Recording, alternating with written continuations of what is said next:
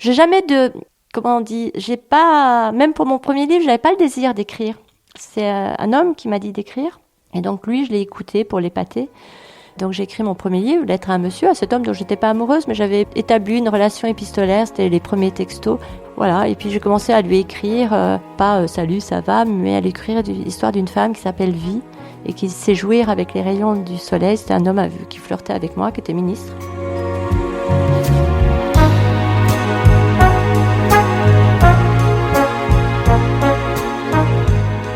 Depuis quelques années, Sylvie vit à Saint-Tropez, face à la mer Méditerranée qu'elle a toujours fréquentée.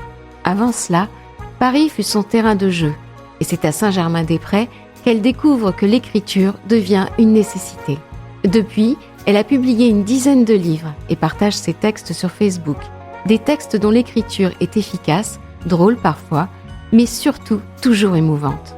Venue l'interroger sur son métier de romancière, je me suis laissée rapidement emporter par le récit d'une vie riche de rencontres, d'audace et de curiosité. Je voulais qu'elle me confie une partie de la sienne. En effet, derrière son sourire lumineux et sa silhouette légère, la profondeur de son regard m'a touchée. Une profondeur qui est peut-être le signe d'une blessure, d'un drame, en tout cas une profondeur qui apporte la justesse à ses mots. Ah oui, et elle apprend aussi, chaque jour une nouvelle chose, pour le plaisir, pour ne pas vieillir. Alors que nous donnera-t-elle à apprendre ? J'aimais pas l'école. J'ai rien appris à l'école. Je détestais l'école. Par rapport à l'écriture, justement, quand j'avais 9 ans, j'avais commencé un journal intime pour raconter des choses que j'avais besoin de dire. Et j'ai commencé ce journal intime à l'école, au fond de la classe. Et mon maître d'école l'a vu. Il a saisi mon livre. Il m'a mis les doigts comme ça, serrés. Il a tapé dessus avec sa règle. Et ben, j'ai plus jamais écrit. Il a fallu que j'attende l'âge de 42 ans pour écrire. Un jour, pareil, on avait une rédaction et il fallait raconter notre week-end. Et donc, moi, j'avais rendu ma rédaction et après, mon maître avait convoqué ma maman en disant « Non mais Sylvie, c'est pas possible, elle a trop d'imagination, regardez ce qu'elle a rendu comme rédaction. » Et ma mère a éclaté de rire en disant « Mais c'est exactement ce qui s'est passé durant le week-end. » Parce que moi, j'avais des parents qui étaient formidables, ils nous ont appris la liberté. Ils nous ont appris la compassion, la tolérance, l'argumentation. Avec mon père, il fallait toujours argumenter. Il nous disait, on s'en fout que tu sois d'accord ou pas, mais argumente. Et donc les repas étaient toujours très animés. Moi, je me souviens, mes frères aînés qui ont 4, 8 et 11 ans de plus que moi, leurs amis, leurs copains venaient dîner, déjeuner et parfois même dormir à la maison. Ma mère avait fait un énorme dortoir dans le grenier parce que chez moi, ils pouvaient parler de tout avec mes parents. C'était une maison comme ça, ouverte, très généreuse et drôle. Mes parents avaient beaucoup d'humour. Donc voilà, elle a éclaté de rire en disant mais ça, elle raconte juste ce qui s'est passé. Donc j'ai rien appris à l'école, mais j'ai appris en faisant. J'ai toujours travaillé. À la limite, je prends du temps maintenant, aujourd'hui. Aujourd'hui, je vis mon adolescence, où je m'accorde comme ça de prendre des grandes heures à moi, des grandes journées à moi. La plupart du temps, quand je me présente, j'ai toujours Sylvie. Donc là, je vais dire Sylvie Bourgeois, Arel. Je suis née à Monaco, au bord de la Méditerranée, il y a quelques années. Et mon métier, moi j'écris depuis une vingtaine d'années. Depuis vraiment peut-être 2 ou 3 ans, j'arrive à dire que je suis écrivain. Et si on veut féminiser le mot, je dis romancière. Mon premier livre s'appelle Lettre à un monsieur. Je l'ai écrit il y a 20 ans. C'est un homme qui m'a dit d'écrire. Et donc lui, je l'ai écouté pour l'épater. Voilà, et puis j'ai commencé à lui écrire, pas salut, ça va, mais à lui écrire l'histoire d'une femme qui s'appelle Vie et qui sait jouir avec les rayons du soleil. C'était un homme qui flirtait avec moi, qui était ministre. Finalement, je ne suis pas tombée amoureuse de cet homme, pas du tout même, mais je suis tombée amoureuse de la relation épistolaire que j'avais établie avec lui. Et lui, ça le rendait fou. Il m'envoyait 200 textos par jour. Et donc, ça m'a plu. Et un jour, au bout d'1 an, il m'a dit « Mais tu sais, tu devrais écrire un livre de nouvelles érotiques. » Je lui dis « Mais ça veut dire quoi ?» Pour l'épater, je me suis installée pendant 1 mois dans un hôtel, rue du Dragon, à Saint-Germain-des-Prés. Et j'ai écrit mon premier livre en 1 mois, qui a été acheté, mais tout de suite sur 9 pages, parce que, je lisais souvent une des lettres, et les gens étaient très, très, très émus. Et ils avaient un peu chaud, parce que je lisais la lettre, Ça commençait, je suis voluptueusement allongée sur mon lit à faire l'amour avec mes mots qui sont mes seuls amis à qui je peux confier mon intimité. Je voudrais lécher les verbes comme savourer, cambrer, halter. Donc voilà, je lisais cette lettre à beaucoup de gens. Et il n'y avait pas de situation érotique, parce que ça m'emmerde, les situations érotiques, c'est très intime, j'ai pas envie de parler de ça. En revanche, c'était l'accumulation de mots, de verbes, d'adjectifs qui faisait qu'à la fin de cette lettre, les personnes à qui je lisais avaient chaud. Et c'est comme ça que mon premier livre est sorti. Et là, à cette époque-là, j'étais célibataire, nous étions séparés avec mon amoureux. Et donc, j'ai décidé d'écrire un deuxième livre. La première phrase que j'ai écrite, c'était « Je veux rencontrer le futur homme de ma vie, vivre, travailler et fusionner avec lui ». Et une semaine plus tard, à un dîner chez des gens que je ne connaissais pas, où je n'étais pas invitée, parce que c'était une amie qui m'a emmenée, j'ai rencontré mon mari. Donc c'est bien de dire les choses. Parce que dire les choses, vous savez, c'est, je crois, les bouddhistes qui disent qu'il faut monter au-dessus d'une montagne et crier ses désirs. Alors peut-être que c'est un peu compliqué parce qu'à Paris, il n'y a pas beaucoup de montagnes. Et puis crier dans la rue, c'est peut-être un peu compliqué aussi. Mais d'arriver à formuler ce que l'on veut, c'est déjà un grand pas pour l'obtenir. C'est ce que vous appliquez toujours comme règle? Ah, qu'est-ce que j'aimerais avoir plus de désirs. Parce que souvent, mon désir, c'est juste d'aller me baigner. Maintenant, j'ai la chance d'habiter à Saint-Tropez. Nous avons déménagé, nous avons quitté Paris il y a 3 ans avec mon mari. Et donc j'habite au bord de la Méditerranée, la mer qui m'a vue naître. Je suis née au mois d'août et ma maman, qui était comme moi, qui était une sirène dauphin, m'a plongée dans l'eau quand j'avais 2 jours. Et depuis, cet amour de la mer m'a jamais quitté, comme l'amour de ma mère d'ailleurs.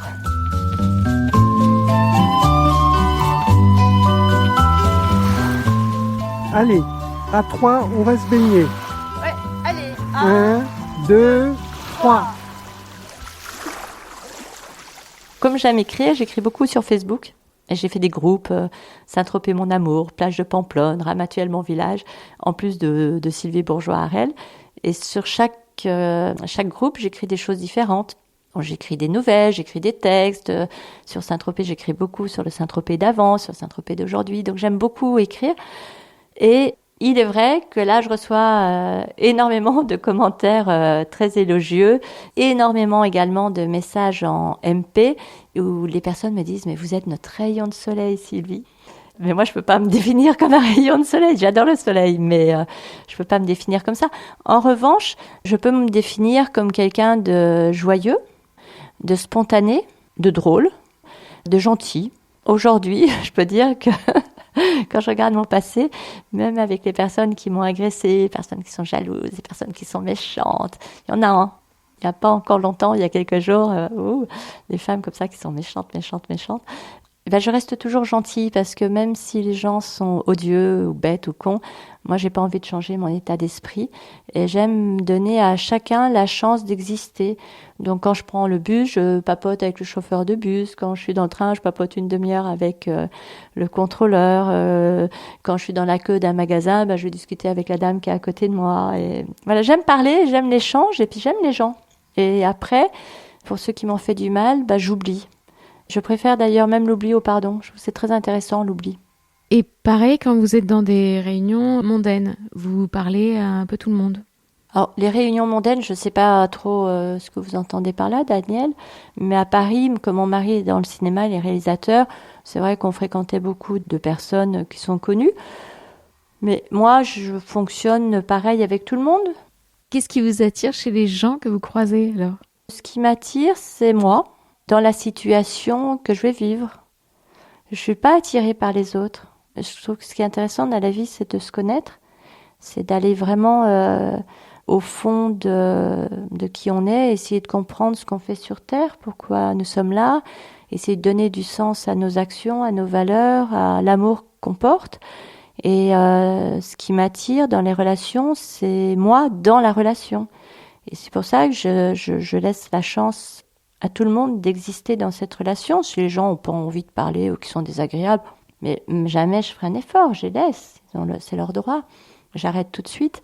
Mais s'il y a un échange, c'est très joyeux, quoi. C'est comme lorsqu'une sauce en cuisine prend, tout de suite ça monte, il y a de l'énergie. Et je crois beaucoup à l'énergie. L'énergie, c'est pareil, c'est une source, c'est comme l'amour, c'est intarissable, ça apporte énormément dans notre corps, dans notre cerveau, ça nous met en joie, ça nous donne envie d'aimer, d'exister, de regarder, de contempler, et on se sent très très très vivante. Et donc c'est ce chemin-là qui m'intéresse, et c'est un chemin qui m'emmène vers une certaine forme de sagesse. Alors est-ce que j'arriverai à être sage? Je sais pas, mais je m'en fiche. C'est pour ça que j'adore vieillir. Jamais je ferai de chirurgie esthétique, ou jamais je voudrais tout d'un coup transformer mes lèvres ou faire du botox pour ressembler aux jeunes femmes. J'adore les jeunes femmes. Et je trouve que de vieillir, justement, ça apporte cette forme de sagesse qu'on a en soi quand on l'accepte de vieillir, qui nous permet de transmettre des conseils, des avis pour les jeunes. C'est très, très, très réjouissant. J'aime cet échange. Après, ça ne veut pas dire qu'on s'entretient pas, hein. Moi, je m'entretiens, je marche, je nage. Maintenant, je fais du Qigong. Du mouvement, pareil, lié à l'énergie, parce que le Qi, c'est l'énergie, le Qigong, c'est le mouvement. Donc, je fais ça face à la mer, à la Ponche, le matin, à Saint-Tropez. C'est un vrai bonheur. Je fais ça depuis 2 mois. Quand je m'étais cassé le pied, je pouvais plus marcher. Donc, j'ai découvert ça. Et puis aussi, ça veut dire qu'on est toujours vivant. J'ai perdu tellement d'amis jeunes. Voilà, j'accepte la forme de sagesse que peut m'apporter la vieillesse parce que je l'accepte. Pourtant, pour moi, vous êtes une grande amoureuse. Et l'amour, ça rend pas sage. Oh, il y a plusieurs formes d'amour. Non, bien sûr que l'amour, ça rend sage. L'amour, c'est déjà l'amour du divin. C'est une très grande sagesse. Après, il ne faut pas confondre le désir, le sexe, la passion avec l'amour. L'amour, ça nous englobe. C'est plus grand que nous, mais ça nous fait vivre et ça nous fait peut-être avoir moins peur de la mort. Ça nous fait protéger tout le monde. Ça nous fait ne pas prendre parti pour des guerres. Moi, le soir, je prie avec mes mots à moi, parce que je ne sais pas prier avec les mots qui sont déjà écrits, donc je prie avec mes mots à moi pour les victimes innocentes du monde entier. Il faut être très sage pour être dans l'amour. Après, on peut dire on est amoureux, on est dans l'état amoureux, on est dans l'ébréité amoureuse, on est dans la passion amoureuse. Comme moi, j'aime les mots, il y a plein de déclinaisons de l'amour. Mais il y a déjà l'amour avec un grand A, c'est l'amour de la vie, c'est remercier nos parents de nous avoir mis en vie, c'est remercier cette force divine qui fait qu'on est en vie. J'aime bien parler de ça, de la capacité d'émerveillement. Moi, je suis émerveillée quand je vois une fleur, un papillon, ma chatte qui a eu des chatons, qui a su accoucher toute seule, accoucher sur moi, mordre son cordon ombilical, manger son placenta, laver ses bébés. Puis hop, après elle en refait un autre, tout ça, tout savoir à l'avance. Voilà, tout ça, moi, ça m'émerveille. Et donc, il y a de l'amour dans la capacité d'émerveillement. Et ensuite, le fait d'être passage, d'être amoureux, de vibrer pour un homme, tout ça, c'est formidable. Moi, j'ai toujours été amoureuse. Toujours eu un homme dans ma vie, donc je suis toujours amoureuse de mon mari. Et puis j'ai toujours mon ex qui vit à la maison pratiquement une semaine tous les 10 jours, qui adore mon mari. J'ai fait en sorte que 2 hommes de ma vie s'aiment, ils s'appellent, ils se voient même quand je suis pas là. Donc oui, il y a toujours de l'amour. Après, la forme est différente. Mais ce qui est important, c'est cette capacité d'aimer et d'accompagner l'autre s'il est malade ou s'il a un problème, mais d'être là, d'être présent, d'avoir les mots qui sont gentils, qui sont jolis, qui sont doux, d'apporter de la douceur, de faire un bon repas, de préparer à manger pour ses amis, d'être reçu chez ses amis et puis en même temps d'apporter de la joie dans la maison. Tout ça, moi, c'est un régal. C'est vraiment un régal. Sylvie Bourgeois signe ici le 4e roman de sa série de Sophie. La jolie blonde de 40 ans débarque cette fois-ci à Saint-Tropez, accompagnée de sa meilleure amie Géraldine. Le ton est léger et divertissant, mais il en ressort un émouvant portrait de notre époque. C'est très sociétal. La personnalité de Sophie, c'est moi. Sa façon d'être, sa façon de regarder le monde, de l'analyser, d'être toujours en réaction, elle est toujours un peu révolutionnaire, elle veut y aller, elle veut toujours changer les choses avec une espèce de spontanéité et en même temps elle délègue toujours, elle pense toujours qu'elle est un peu superwoman, qu'elle va y arriver et puis devant des difficultés, elle arrive à déléguer, à trouver toujours des autres personnes qui vont l'aider. Non, c'est pas autobiographique. En revanche, je décris un milieu, celui de Saint-Tropez, que je connais très bien parce que j'y vais depuis longtemps. Votre manière d'écrire pour raconter des histoires, C'est une écriture qui est assez fluide. Est-ce que c'est un premier jet à chaque fois ou est-ce que vous retravaillez? Comment vous procédez? Alors déjà, il faut que le sujet me tombe dans les mains. Il est soit dans les cieux, soit dans l'air. Donc il arrive déjà dans ma tête. Donc j'y pense et donc j'écris avant beaucoup dans ma tête. C'est-à-dire sans stylo, sans papier. J'écris en nageant, j'écris en marchant, j'écris en me mettant sur mon canapé ou en dormant. Donc j'y réfléchis beaucoup, beaucoup. Et puis un jour, voilà, je m'y mets. En général, je fais un grand ménage.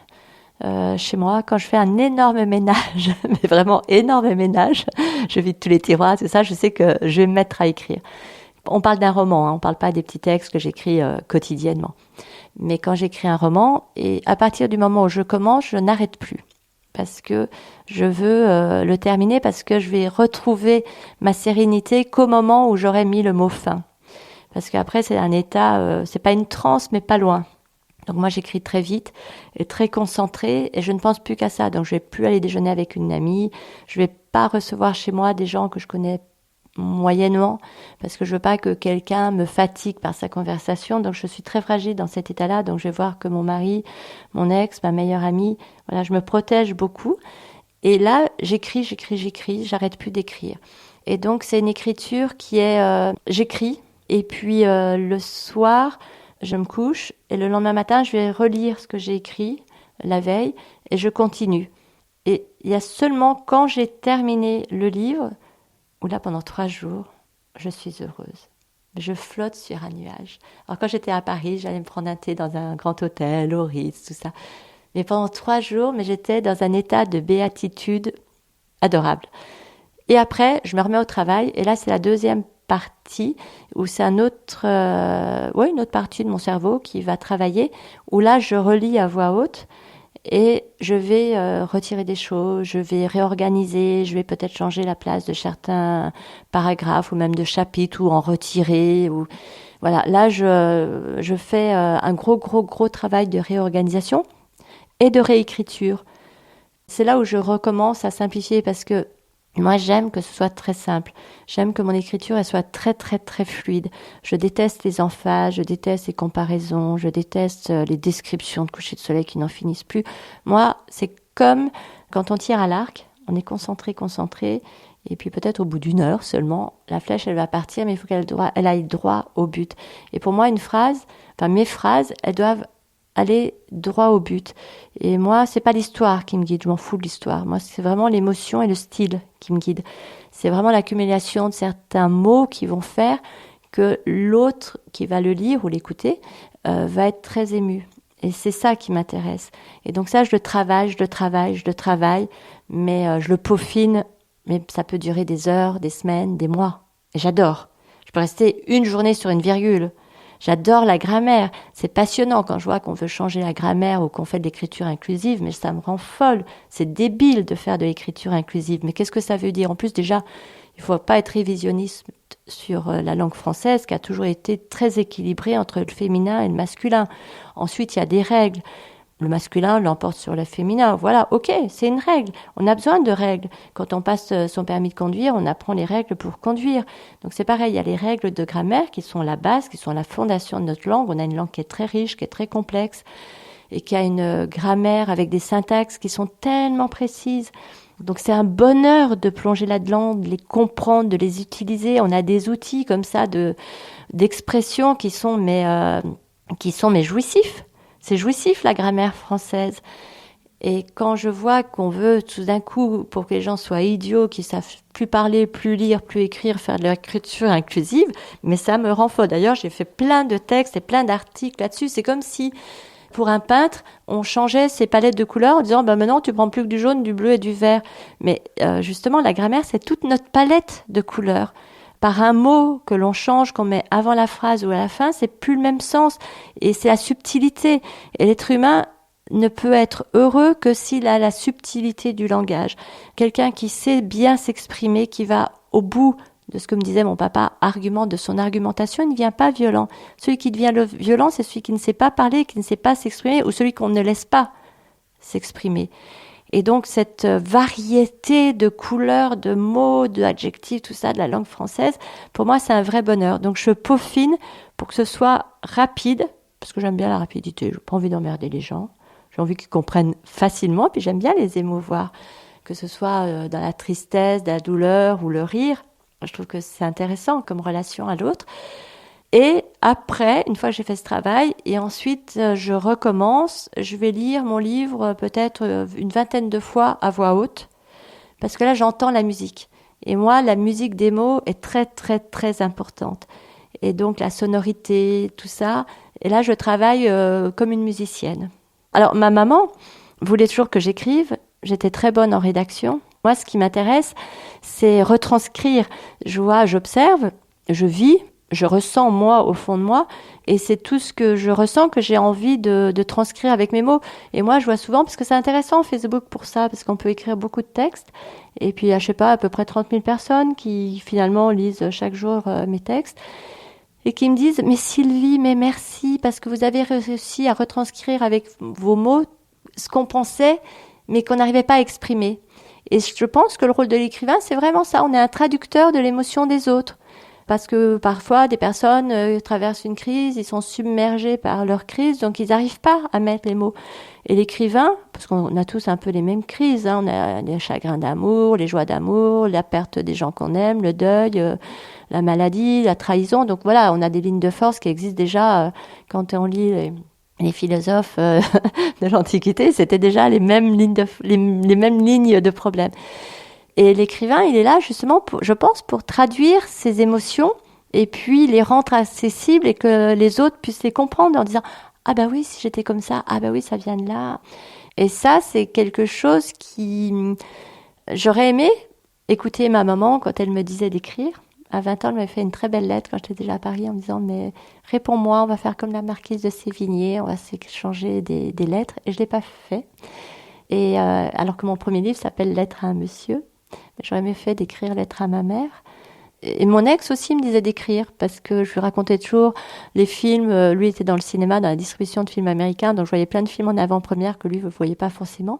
Et je lui racontais des histoires et après à ses amis qui distribuaient les films, ils disaient « Ouais, ce film c'est vachement bien ». Il racontait l'histoire que j'avais racontée, puis les mecs lui disaient « Ben non, c'est pas ça du tout ». Mais si, lui m'a dit, et moi, il préférait les histoires que je lui racontais, des films qui étaient peut-être pas forcément bien, mais j'imaginais la fin, les autres choses. Et donc il me disait « Mais écris ».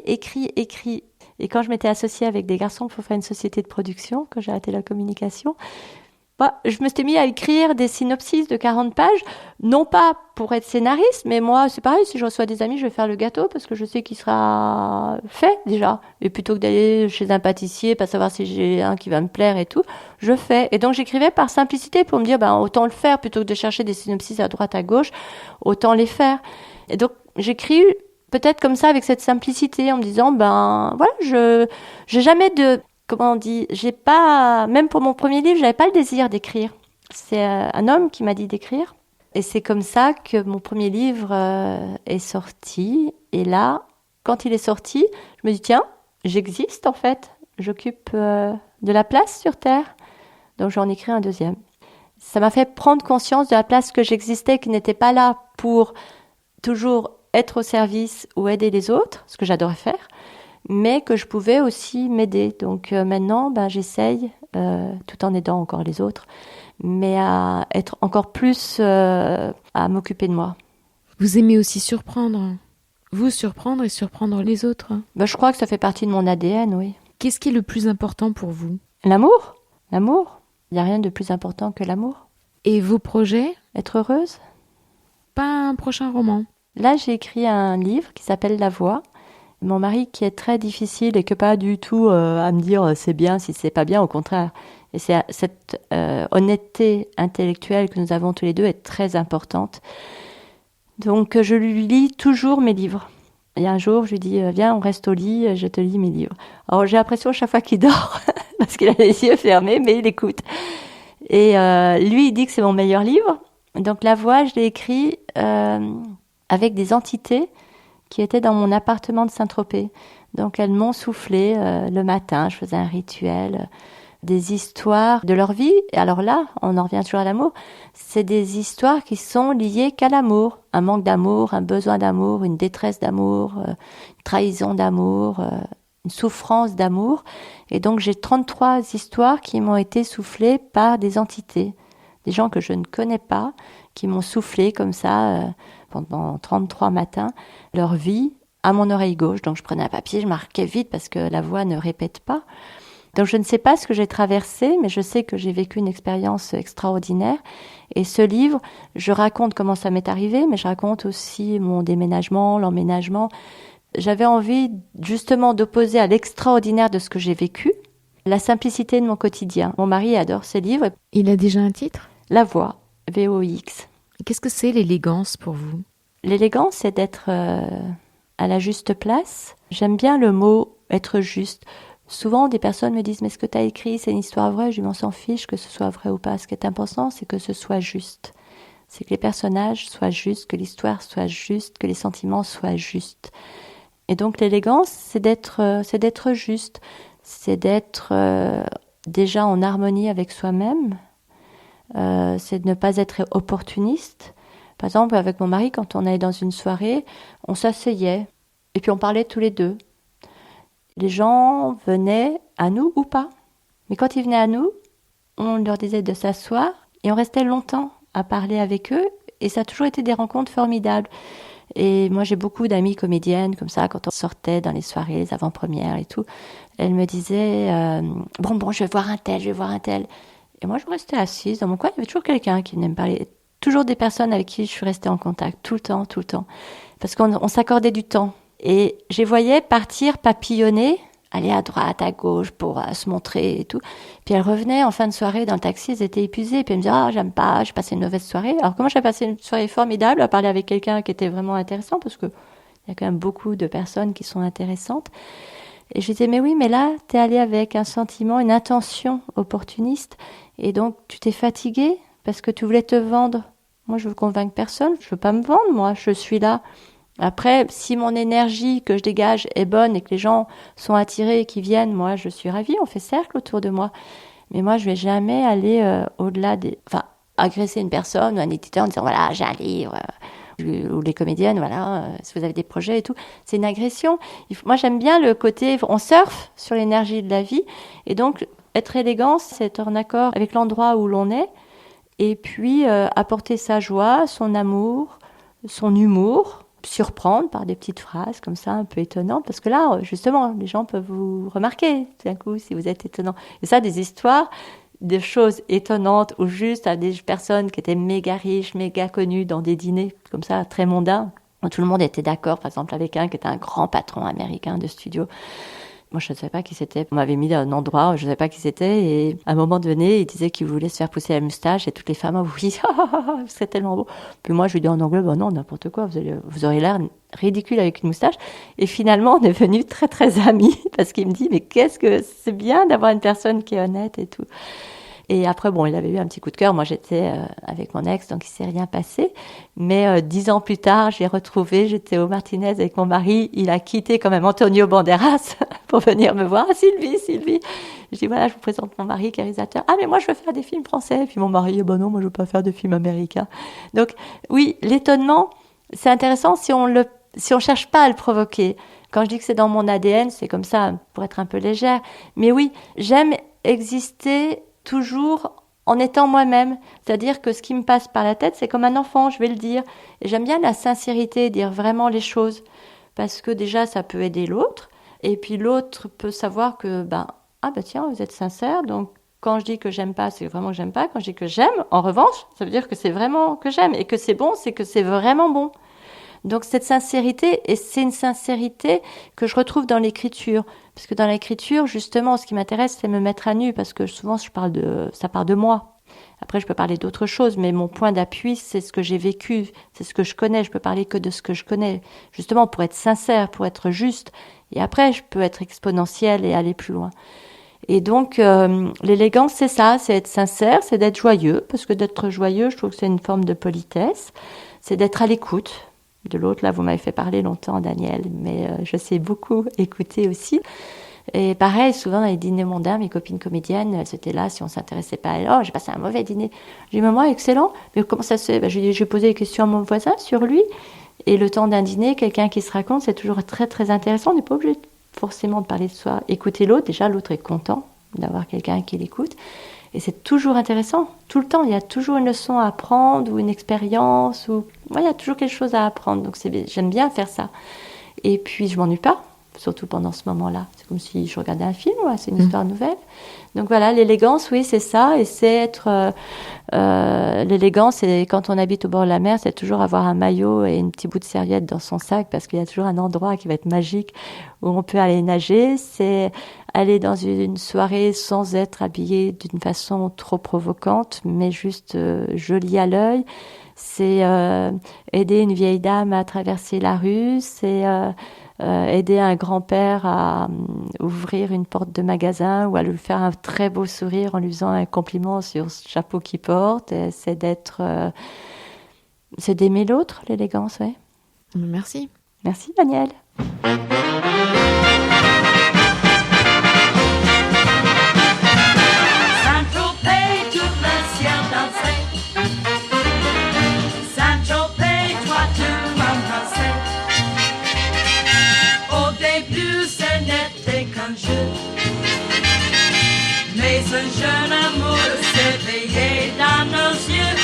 C'était Ma vie en rose. Merci infiniment à tous ceux qui m'ont aidé à réaliser ce portrait sonore.